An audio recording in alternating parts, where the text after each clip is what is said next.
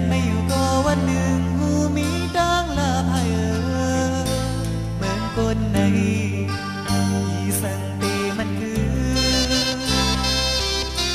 บอกที่เมื่อวานนั้นวันในมันหล่นโหสังขาราเนื้อเมืองของกาน้องยาปีขี้เงากับมันแลพักกันตันเลยก็มีห่มยาน้ำมาเมื่อวันละผู้ตื่นปีไรยาผัดลิบก็ดีพันตายน้องเอ๋ยอย่าไปห้องให้ก็มันดูตามเธอในสังหูเส้นมันลีขอไว้เส้นมันเด่นที่มีตั้งเสือใส่สงับพอห้ามสี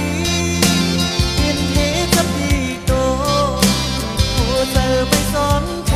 งทำเล็กน้ำตาไหลไม่คืนสักปีผู้สาวเก่าต้องเจอชาคนดี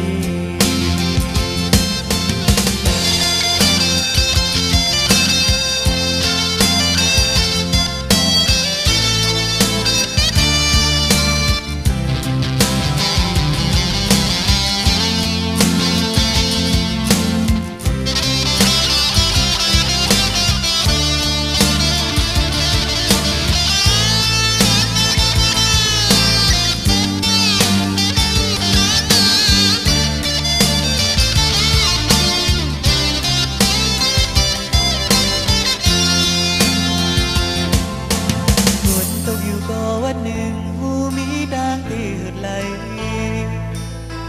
แดดไม่อยู่ก็วันหนึ่งหูมีดังลาพาย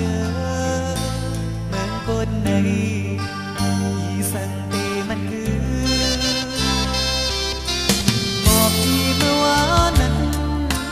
วันในมันหล่นโหสังขาราเนื้อเมืองของกาน้องยาปีขี้เงากับมันแลกันตันเลยก็มีห่มยาน้ำมาเมื่อวันละผู้ตื่นปีไรยา